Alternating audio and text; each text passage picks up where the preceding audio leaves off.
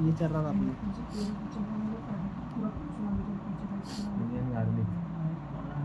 Garlic इसको ऐसे ही बोलना पड़ेगा ना, ऐसे जो पैलिंड्रोम है डीएनए के सीक्वेंस का, तो उसको नहीं है जो मतलब दोनों स्टैंड को रीड कर रहे, हाँ दोनों स्टैंड को रीड कर रहे, सेम ओरिजिन से रीड कर रहे, ओरिएंटेशन सेम ओरिएंटेशन से रीड कर रहे। इतना डेफिनेशन है। बस अगर तुम्हें सिंपल डेफिनेशन ये है कि अगर तुमने ओरिएंटेशन ऑफ रीडिंग सेम रखा, पढ़ने की रीडिंग देखो क्या को बोलते ओरिएंटेशन तूने पढ़ ली ना उसमें 5 से 3 5 से 3 और 5 से 3 ऐसे ही पढ़ा जा रहा है। तुम ऐसा उल्टा नहीं करे, एक मतलब 5 से 3 पढ़े फिर 3 से ऐसा नहीं, 5 to 3 पढ़ रहे दोनों स्टैंड पे, तो उसको बोलते हैं कि तुमने ओरिएंटेशन ऑफ रीडिंग सेम रखी, तो इसकी पैलिंड्रोम तरतीब सेम ही रखी। हाँ तो फिर तुमको एक जैसा वर्ड पढ़ने में बता दूं दोनों साइड से उतना ही समझो। मेन वर्ड क्या है उसके अंदर, ओरिएंटेशन ऑफ रीडिंग का क्या है, orientation of reading is same. हाँ अगर ओरिएंटेशन ऑफ रीडिंग सेम रखे तो फिर वो सेम पढ़ते आने वाला। ओरिएंटेशन बोलो तो 5 से 3 दोनों स्टैंड से 5 से 3 पढ़ो। ओरिजिन बोलते हैं नहीं ओरिजिन नहीं, ओरिजिन तो शुरुआत के बोलते हैं। ओरिएंटेशन के भाई तरतीब क्या है, तरतीब ओरिएंटेशन तरतीब को बोलते हैं। क्या हाँ, तो तरतीब सेम रखने का, 5 to 3 रखने का, 3 to 5 करने का ही नहीं। जैसे आप देखो तरतीब बोले तो जैसे अपन क्या करें, फॉर एग्जाम्पल कुरान मजीद पढ़े तो अपन पहले पारे से पढ़ते जाते 30 तक, अपन ने तरतीब याद, कभी कभी उल्टा चालू कर दिया 30 से पहले पढ़ जाए, फिर तरतीब उल्टी होगी। हर रमजान में क्या करते हैं अपन पहले से 30 ही पढ़ते, कोई भी रमजान में उल्टी तरतीब बढ़ा देगा अपन 30 से पहला नहीं, तो ये तरतीब इसको बोलते हैं। ओरिएंटेशन यानी तरतीब, अरेंजमेंट है ना, उसको क्या बोलते हैं अपन तरतीब। तो तरतीब यही रखना है 5 से 3, देखो 5 से 3 उधर से 5 से 3 या तो फिर 3 से 5 या तो फिर 3 से 5 बिल्कुल। तो तरतीब तुम कोई भी पकड़ लो, एक पकड़ो उसी को फॉलो करो। जैसे तुम 3 से 5 चल रहे चलता, उधर से 3 से 5 उधर दूसरे स्टैंड पर भी 3 से 5 ही पढ़ो, है ना। तो इसका एक बार पढ़ के बता दूं। देखो क्या बोला उसने, ये देखो क्या को बोलेंगे palindrome is nothing but in the DNA sequence of the base that read same, जो सेम पढ़े जाते हैं। डीएनए सीक्वेंस तुमको ऐसा पढ़ेंगे तुमको एकदम सेम लगेगा। जैसे देखो मैं जैसे पढ़ रहा था यहाँ पर देखो 5 प्राइम से 3 प्राइम पढ़ रहा हूँ, ठीक है कैसा पढ़ रहा, देखो मतलब सबसे पहले ओरिएंटेशन डिफाइन कर लो, कहाँ से कहाँ पढ़ रहे हो। तो मैं पढ़ रहा 5 से 3, कहाँ पढ़ रहा बोलो 5 से 3, देखो ऐसा एरो बना देता, ठीक है ये मैंने यहाँ पर पढ़ा। तरतीब क्या है मेरी 5 से 3 पढ़ने की, GAATTC क्या पढ़ दिया, GAATTC। अब देखो यही तरतीब में मैं नीचे भी पढ़ रहा, तो देखो GAATTC तो सेम लग रहा है कि नहीं लग रहा, हालांकि दोनों अपोजिट स्टैंड पे पढ़ रहा हूँ, लेकिन फिर भी पढ़ने में एकदम सेम है, सेम वर्ड लग रहा है, तो इसको पैलिंड्रोम। नहीं ऐसा फील आ रहा है ना कि भाई कुछ वर्ड रहते जैसे मलयालम, जैसे उल्टा पढ़ लो सीधा पढ़ लो सेम ही आ रहा भाई। हालांकि तुम एक हिसाब से देखा तो उल्टा रिवर्स पढ़ रहे कि नहीं, पहले यहाँ से यहाँ पढ़े फिर इधर से पढ़े, तो ऐसा लग रहा है कि सामने से पढ़ो पीछे से पढ़ो बराबर। लेकिन उससे भी खास बात क्या है, क्योंकि तुम ओरिएंटेशन ऑफ रीडिंग सेम रखने वाला डीएनए में, अब जाकर पैलिंड्रोम मिलेगा ना, तो कभी पैलिंड्रोम मिलने वाला नहीं है तुम्हारे को। बस तुमको एक एक्स्ट्रा चीज़ ये रखना है याद कि लगने में फील में वैसी ही हो, जैसे मलयालम है ना तो उसका फील वैसे ही है जैसे मलयालम का है, लेकिन फ़र्क क्या है यहाँ पर ओरिएंटेशन ऑफ रीडिंग भी तुम क्या कर रहे देख रहे हो, तो सेम रख रहे तब जाकर वैसा फील आए। ऊपर की बस ओरिएंटेशन ऑफ रीडिंग के बारे में तुम याद रखो कि पैलिंड्रोम डिफाइन करते वक्त में ओरिएंटेशन ऑफ रीडिंग सेम होनी चाहिए, तरतीब सेम रखना है। कोई भी स्टैंड पे पढ़ो कैसी भी रखो, एक जो तरतीब तुमने फिक्स कर ली उसी पढ़ो। जैसे 3 से 5 चलता है, 3 से 5 ऊपर पढ़े तो नीचे के स्टैंड पे भी 3 से 5 ही पढ़ो, ऐसा है। क्लियर होगा पॉइंट। अब देखो restriction enzymes cut the strand of DNA a little away from, इसको एक याद रखना, EcoR1 का सीक्वेंस है ये, बिल्कुल इतना पूछेंगे भी नहीं तुमसे। हाँ ये देखो EcoR1 का सीक्वेंस है, तो GAATTC पूछा हुआ है, ये तो बताया है ना। हाँ। और ये या तो 5 to 3 या उधर से 5 तो देखो इसमें क्या घुमाएंगे तुम्हारे को, इसमें क्या घुमाएंगे, पहले पैलिंड्रोम किसको बोलते हैं, वो बोलेगा कि भाई that reads same on both stand if orientation of reading different, तो उसमें घूम जाता इंसान समझता है कि पहले इधर से इधर पढ़े फिर नीचे से इधर पढ़े, ऐसा इमेजिन करता पेपर में बैठ के इंसान, वो बोलता तुमने बात बोले तो इतना ही पूछना। बिल्कुल वो यही पूछेगा तुमको वर्ड क्या है। देखो जैसे अपन पेपर अगर ये लाइन पढ़ी भी नहीं रही तो फिर अपन इंसान क्या सोचता है दिमाग में पेपर में बैठ के, यार देखो उसको इतना मालूम रहता है कि ऐसा पढ़ रहे थे तो भी सेम आ रहा था, नीचे से ऐसा पढ़ रहे थे तो भी सेम आ रहा था, ये तो समझ है। तो पेपर में स्टेटमेंट देता हूँ वो क्या बोलता है कि ओरिएंटेशन ऑफ रीडिंग डिफरेंट, तो अपन ओरिएंटेशन को क्या समझते हैं, एक मरतबा इधर से इधर पढ़ते गए एक मरतबा इधर से इधर पढ़ते गए, नहीं इसको ओरिएंटेशन नहीं बोल रहे। ओरिएंटेशन किसको बोल रहे हैं वो, हाँ तरतीब 5 से 3 5 से 3 ऐसा, वो आगे चल रहे पीछे पढ़ रहे वो कोई नहीं होगी बात, ठीक है। चल अब सुनो, restriction enzymes cut the strand of DNA. Restriction क्या करता है, रेस्ट्रिक्शन एंडोन्यूक्लियस हाँ, cut the strand of DNA, DNA के स्ट्रैंड को काटता है। है अ लिटिल अवे, थोड़ा सा दूर, कहाँ से? Center. From the Center. Centre. ऐसे एकदम सेंटर में काटा, देखो यहाँ पर, यहाँ देख लो, यहाँ देख लो, ये देखो, ये तुम्हारा ये था, है ना, ये उसका वो है GAATTC, पैलेंड्रोम है ना उसका, तो पैलेंड्रोम के एकदम सेंटर में मारा गया उसने? नहीं। देखो पैलेंड्रोम के एकदम सेंटर में काटा गया?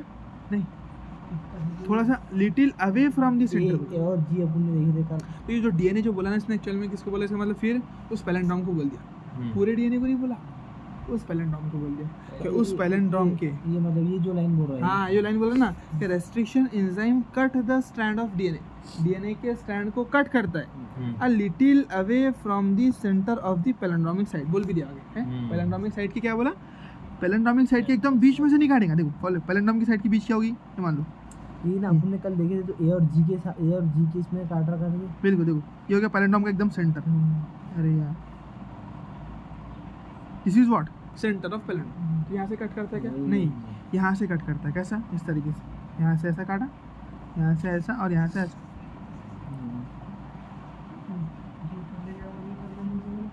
ऐसा ऐसा कट किया, यहाँ से ऐसा और यहाँ से ऐसा काटा। तो ऐसा कट लगा, ऐसा ऐसा ऐसा ऐसा।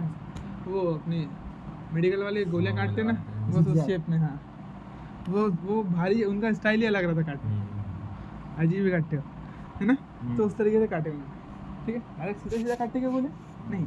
तो वैसे ही अपनी रेस्ट्रिक्शन एंजाइम थोड़ा हटकर काम, स्टाइल में काम करता है, ठीक है। तो इससे दो फायदे हो जाएंगे ना, एक तो देखो, तो बोल रहे लिटिल अवे फ्रॉम सेंटर, वो भी होगा। दूसरे यहाँ पर ब्लंट एंड बनेगी। कैसे बनेगी कि दोनों का ऐसा जोड़ देंगे तो जुड़ने वाले ऐसे बनेंगे, सॉरी स्टिक एंड बनेगी, स्टिक, है ना, कि चिपक उनको चिपकाएंगे तो चिपक जाएंगे, फिर ऐसे तो ऐसे एंड बनेंगे। एकदम स्मूथ एंड नहीं मिले अपने को, ब्लंट एंड नहीं मिले, प्लाज्मा में लगाने का काम में, हाँ काम में है, ऐसा नहीं जाएंगे, ठीक है। क्योंकि जो हाइड्रोजन बॉन्डिंग रही ना, हाइड्रोजन बॉन्डिंग का कैसा रहता है, डाल दो हो जाती खुद ब खुद, स्पेशल कुछ जोड़ना नहीं पड़ता ना। हाइड्रोजन बॉन्डिंग जैसे पानी है, पानी को पानी में डाल दो तो वो नखरे करता है कि नहीं मैं नहीं मिलता, वो जान पर आ रहा है, ऐसा नहीं, पानी को पानी में डाल देंगे, घुल जाएगा, पानी मिल जाएगा। क्या हुआ, पानी ने पानी के साथ में क्या किया, हाइड्रोजन बॉन्डिंग बनाया। तो हाइड्रोजन बॉन्डिंग कैसी रहता है, तुमने उनको रख दिए खुद ब खुद चिपक जाते। मैग्नेट कैसे रहते हैं, मैग्नेट कैसे रहते, तुम रख दो चिपक जाएंगे, कोई गोंद की जरूरत पड़ती क्या, नहीं पड़ती। फॉस्फोएस्टर उनका मसला है, हाँ फॉस्फोएस्टर का मसला है, बिल्कुल, तो उसको लाइगेज के जरिए जोड़ना पड़ेगा आपको। लेकिन हाइड्रोजन बॉन्ड का ऐसा कोई मसला नहीं है, अगर तुमने दो स्ट्रैंड डीएनए को अलग कर दिया वापस से मिल जाएगा, वापस इनको कुछ भी जोड़ना नहीं पड़ता, बिल्कुल। हाँ वैसे रेप्लिकेशन होता है तो उसमें भी ऐसे होता है ना, रेप्लिकेशन मॉलिक्यूलर बेसिस में वो सब होता है। हाँ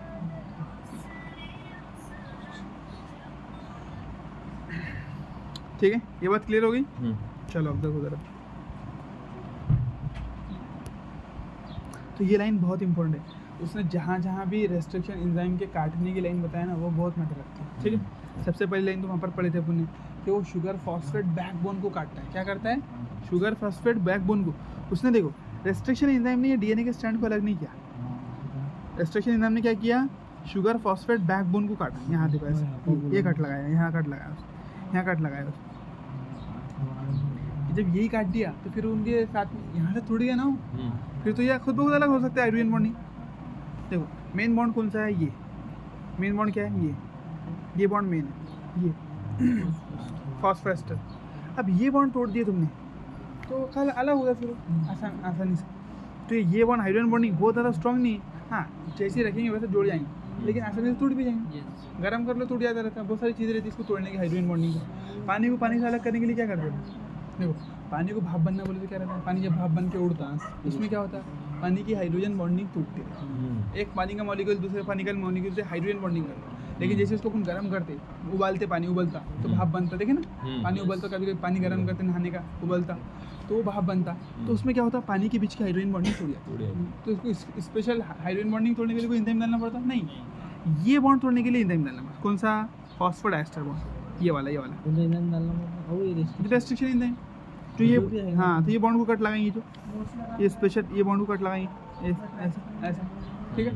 हाँ ये बॉन्ड तो गर्म करने से भी टूट जाएंगे, बहुत सारी चीज़ें इसको अलग करनी है, हाइड्रोजन बॉन्डिंग आसानी से अलग हो जाती रहती, ठीक है। तो तुम ये याद रखो, जहाँ जहाँ पर उसने ये बोला, जैसे देखो यहाँ पर बोला उसने कि रेस्ट्रिक्शन एंजाइम क्या काटती है, देयर शुगर फॉस्फेट बैकबोन को काटती है, उसकी शुगर फॉस्फेट बैकबोन को काटी। हाइड्रोजन बॉन्डिंग तोड़ी है उसने, नहीं तोड़ी।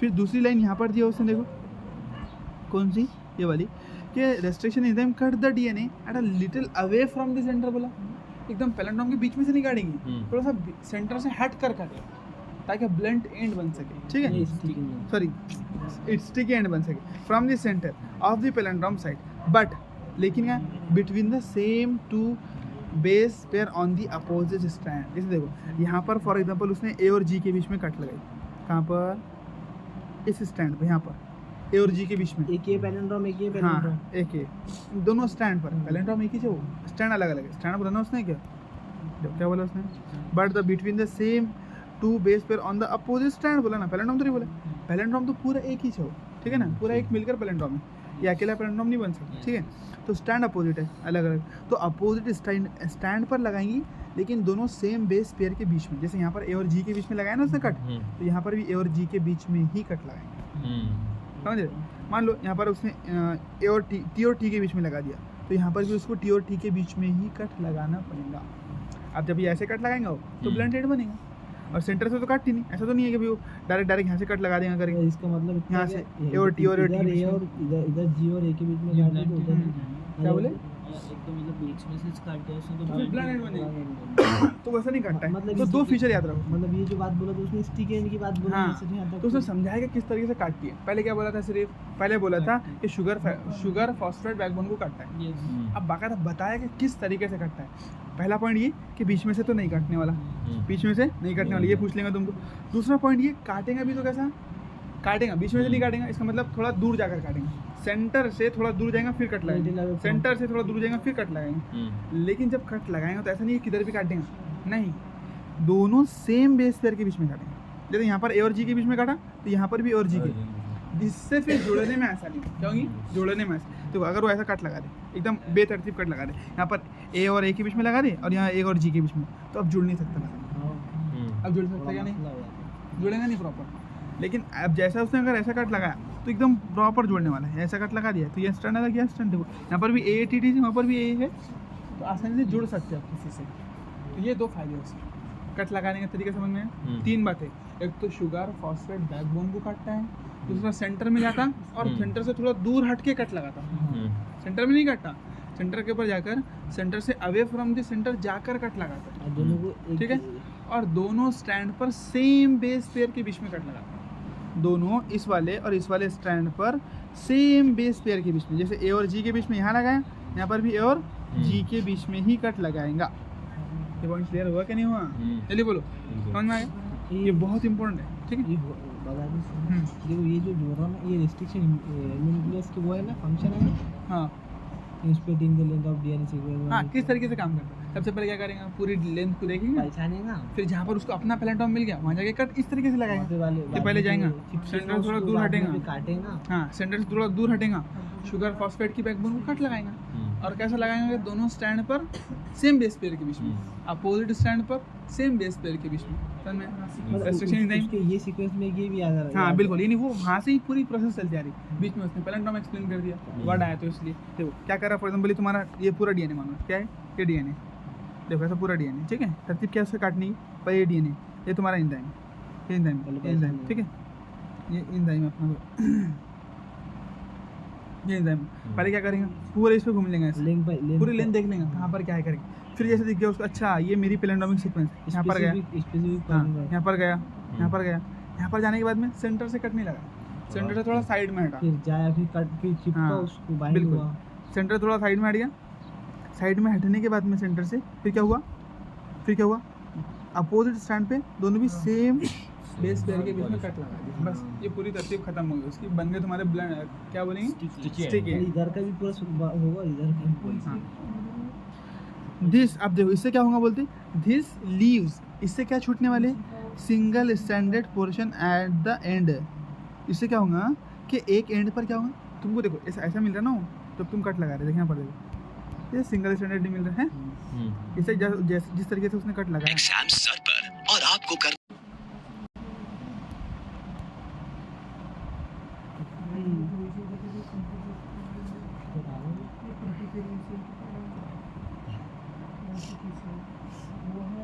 सर सही देखो आप देखो इससे क्या हुआ, this leaves single standard portion at the and, ये ऐसा जिसकी वजह से क्या हुआ, हाँ ऐसा बना, सिंगल स्टैंडर्ड पोर्शन बन पाया है ना, देख लिया तुमने।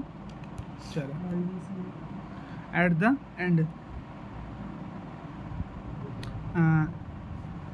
There are overlapping portion at the end, overhanging हाँ there are overhanging stretches called sticky end, उसको क्या बोलते हैं, स्टिकी एंड बोलते हैं ना। ओवरहैंगिंग जो मतलब लटकने वाले हैं। लटकने वाला स्ट्रेच से हम्म। बोले तो देखो जरा ओवरहैंगिंग स्ट्रेचेस, ये टुकड़े हाँ, हैं जो टुकड़े जो बने तो, जो लटक रहा है उसको स्टिक है हाँ उसको स्टिकी एंड बोलते हैं, यानी वो जो कट के बनाना उसी को स्टिकी एंड बोलते हैं। तो मेन याद रखने वाला क्वेश्चन के पॉइंट ऑफ व्यू से क्या इंपॉर्टेंट है कि किस तरीके से कट लगाता है, पूरा मैकेनिज्म है ना, कहाँ कहाँ कैसा जा के कट लगाया वो सारा समझना है, ठीक है।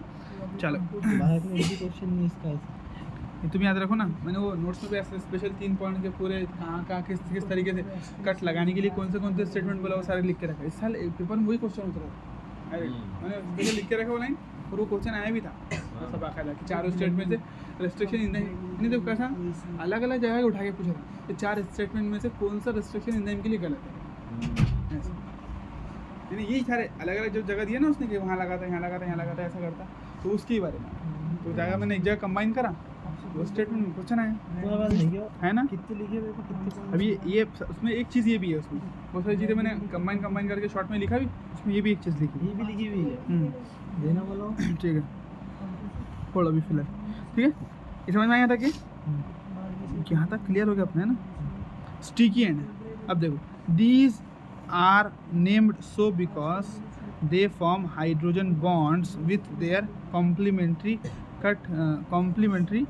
कट काउंटर पार्ट्स, ठीक है। दीज आर नेम, अब इनको ऐसा नाम क्यों पड़ा बोलते, सो क्योंकि they form hydrogen bonds with their complementary counterparts, वो अपने कॉम्प्लीमेंट्री पार्ट से हाइड्रोजन बॉन्डिंग बना सकते हैं, इसीलिए उसका नाम क्या पड़ा, क्या पड़ा, स्टिकी है, ठीक है। ये पूछ सकता है बिकॉज नहीं इतना टेंशन नहीं है, ये मतलब वो simple है ना। नेम मतलब ये अब तुमको ये देखो इतने बात समझ में आ रही कि नहीं आ रही, ब्लंट एंड बोल रहे, क्यों ब्लंट एंड बोल रहे, क्योंकि वो सबने सामने वाले से हाइड्रोजन बॉन्डिंग बना सकते हैं, ज़्यादा चांसेस कहाँ पर रहते हैं, जो आसान है वो तो तुम कर ही लेंगे ना फिर, जैसे जो स्टेटमेंट ऐसा लग रहा है कि ऐसा कुछ रीज़न नहीं ले जाता है उसका, लेकिन फिर भी एनसीईआरटी की लाइन है, वो बहुत इंपॉर्टेंट है। मतलब इसका मतलब है तुमने काटे बाद भी वो बना सकते हैं, इसलिए उसको स्टिक एंड बोल रहे, चिपक जाएंगे वापस। This stickiness of the ends facilitates the action of the enzyme DNA ligase, अब ये मदद करेंगे क्योंकि देखो हाइड्रोजन बॉन्डिंग से पहले जाके चिपक जाएंगे वो, तो फिर लाइगेज को क्या करना पड़ेगा, सिर्फ और सिर्फ फॉस्फेट बॉन्ड जोड़ना पड़ेगा, है ना। नहीं तो पहले रिकम्बिनेंट बना दे तो लाइगेज क्या कर सकती है, दोनों को पास में नहीं ला सकती, लेकिन हाइड्रोजन बॉन्डिंग से पहले वो एक दूसरे के पास में आ जाएंगे, खुद ब खुद आए। हाँ बस जुड़ने का क्या बाकी रहेगा, उसका फॉस्फेट बॉन्ड, तो वो आसानी से लाइगेज एंजाइम जोड़ देंगे। अपने फॉस्फेट डाइएस्टर इंक्रीज करना पड़ेगा ना। हाँ बिल्कुल वहाँ फॉस्फेट डाइएस्टर बोलो, यानी फॉस्फेट बॉन्ड ही बन रहा है, समझो एस्टर बॉन्ड बोल सकते हैं उसको, तो फॉस्फेट डाइएस्टर लिंकेज बिल्कुल, तो दोनों का क्या करना पड़ेगा, फॉस्फेट डाइएस्टर बॉन्ड बनाना पड़ेगा, तो हाइड्रोजन बॉन्डिंग तो पहले आगे जुड़ गए, जोड़ यहाँ तक चिपक गए। फॉस्फोडाइस्टर बॉन्ड बन रहा है, फॉस्फोडाइस्टर उसको बोल रहे हैं ना, एक शुगर के पेंटोज शुगर के साथ बनाएगा और एक ऊपर वाले न्यूक्लियोटाइड के साथ, दोनों को मिला के फॉस्फोडाइस्टर बोल रहे हैं, लेकिन स्पेशली तो फॉस्फोएस्टर को काटती ना, वो अंदर हाँ, के न्यूक्लियोटाइड को नहीं काटी। देखो कैसा है कि एक्चुअल में पूरे मिला के अपन फॉस्फोडाइस्टर बोलते हैं ना, लेकिन मेन क्या रहता है कि 2 न्यूक्लियोटाइड को जोड़ती ना, कभी कभी उसको अपन फॉस्फोडाइस्टर भी बोलते हैं, हमारा क्योंकि दूसरा बॉन्ड बनने के बाद में क्या बन जाता है, डाइएस्टर बन जाता है। इन जनरल अगर सही डेफिनेशन मिले तो दोनों एस्टर बॉन्ड मिलाकर ही फॉस्फोडाइस्टर है, लेकिन तुम अभी का ऐसा याद रख सकते कि उसने जो कट लगाई वो 2 न्यूक्लियोटाइड के बीच में वो नहीं काटी उसने, शुगर और फॉस्फेट को अलग नहीं करी उसने 2 न्यूक्लियोटाइड को अलग कर दी, है ना, जो 3 का और इधर 5 बिल्कुल। का है। तो तुम उस बॉन्ड को यही बोल के याद रखो फॉस्फोडाइस्टर तो अच्छा है, कि उसने कैसा करी, तो एनसीईआरटी में इतना ज़्यादा खोल के नहीं दिया ना, दोनों स्टैंड बनने के बाद में उसको फॉस्फोडाइस्टर बोलते हैं। हाँ बिल्कुल, तो अपने को क्या याद रखने का, जो पहला बना तो वो तो फॉस्फोडाइस्टर था, लेकिन जो दूसरा बना ना उसको फॉस्फोडाइस्टर ही बोला, एक्चुअल में है वो भी फॉस्फोडाइस्टर ही बॉन्ड, लेकिन वो दूसरे नंबर पर बना ना, और उसके बनने के बाद में 2 स्टैंड बन गया, 2 बॉन्ड बन गया, तो इसलिए उसको फॉस्फोडाइस्टर बॉन्ड बना, एक्चुअल में पूरा के पूरा जो है ना फॉस्फोडाइस्टर बनता है। यहाँ पर शुगर फॉस्फेट बैकबोन को काट दी। हाँ तो वही तो शुगर फॉस्फेट बैकबोन को बोले तो क्या है, मतलब उनके बीच में बॉन्ड है, हाँ, बॉन्ड उसको को काट दे। डायरेक्टली बॉन्ड तोड़ रहे कौन सी हैं। शुगर, लेकिन वही शुगर वो नहीं, जो मतलब एक न्यूक्लियोटाइड और दूसरा हाँ न्यूक्लियोटाइड को जोड़ रही है। यानी 3 और फॉस्फेट के बीच में, तीसरे हाँ। 3 प्राइम एंड और फॉस्फेट के बीच में वो वाला बॉन्ड कट, समझ रहे? देख वो भी सही होगा और शुगर फॉस्फेट बैकबोन तो ये भी सही होगा। ये इसमें इतना स्पेसिफिक तरीके से नहीं बताया कि भाई कौन सा बैकबोन तोड़ रही करके, है ना, कौन सा बॉन्ड तोड़ रही है, बस इतना बोल दिया शुगर फॉस्फेट बैकबोन। तो वहाँ तो 2 बॉन्ड है ना, एक तो वो बॉन्ड है जो शुगर और फॉस्फेट के बीच में बने हुए, वो भी है 5 प्राइम एंड पर, और एक है जो फॉस्फेट और उसके बीच में बने हुए हैं शुगर पर। न्यूक्लियोटाइड के हाँ, यानी फॉस्फोडाइएस्टर। तो मोर स्पेसिफिकली फॉस्फोडाइएस्टर बॉन्ड को तोड़ दिए।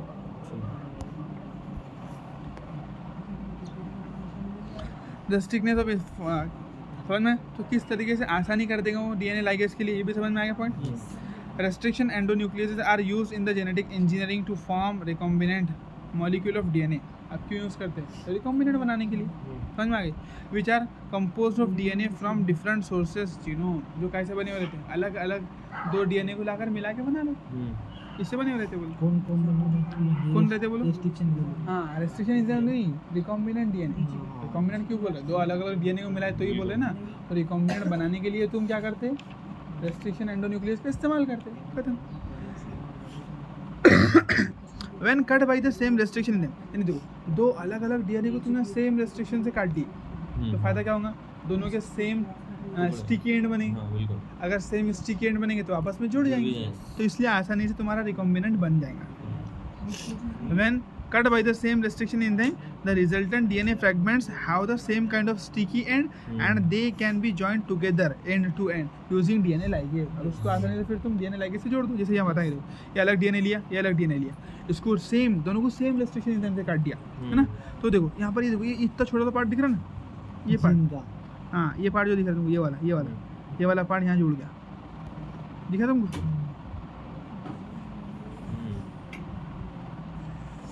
ये देखो, ये जुड़ गया है, और दूसरे कलर से जुड़ गया, ठीक है, ऐसा अब बन गया इस तरीके से। देखो यहाँ पर क्या क्या बोला, फॉरेन डीएनए है, देखो ये वेक्टर, ये प्लाज्मिड है। फॉरेन डीएनए लिए जो अपने को, जैसे इंसुलिन की जीन मान लो उसको, ठीक है, ये अपना डीएनए है, उसमें से ये इंसुलिन की जीन हो गई, कौन सी वाली? ये इंसुलिन की जीन हो गई, ये वाली, ठीक है, ये पूरा अपना डीएनए था। अब उसको दोनों को अपने सेम इससे काट दिया रेस्ट्रिक्शन से, तो सेम तरीके के क्या बने अपने एंड बने, है ना, स्टिकी एंड, और ये आपस में जुड़ गया आसानी से। फिर ligase joined foreign DNA to plasmid, ligase ने जोड़ दिया उन दोनों को, रिकॉम्बिनेंट डीएनए बन गया। हाँ, रिकॉम्बिनेंट डीएनए बन गया। अभी ट्रांसफॉर्मर ट्रांसफॉर्मर अभी बाद में पढ़ने वाले हैं, अभी मत पढ़ो उसमें, बस तुम्हें रिकॉम्बिनेंट समझ लिया, इतना काफ़ी है अभी, ठीक है। You may have realize that normally unless one cuts the vector and the source DNA with the same restriction enzyme, the recombinant vector molecule cannot be created। अगर तुमने, देखो क्या बोल रहे हैं, अगर तुमने रेस्ट्रिक्शन एंजाइम के ज़रिए, सेम रेस्ट्रिक्शन एंजाइम से डीएनए को, फॉरेन डीएनए को और प्लाज्मिड को नहीं कट करे, तो कभी तुम्हारा रिकॉम्बिनेंट डीएनए नहीं बनने वाला। बस उसका फर्क आ जाएगा ना स्टिकी एंड में। हाँ, स्टिक एंड पे जुड़ेंगे ही नहीं। तुमने किधर भी कुछ भी 2 अलग अलग मेडिसिन को तुम कट करो और उनको किधर भी जुड़ा, जुड़ेंगे कि नहीं? सेम मेडिसिन है, तुमने प्रॉपर कट लगाया, मेडिकल वाले ने उसको जुड़ा दिया, वापस से जोड़ सकते हो, ऐसा, ठीक है।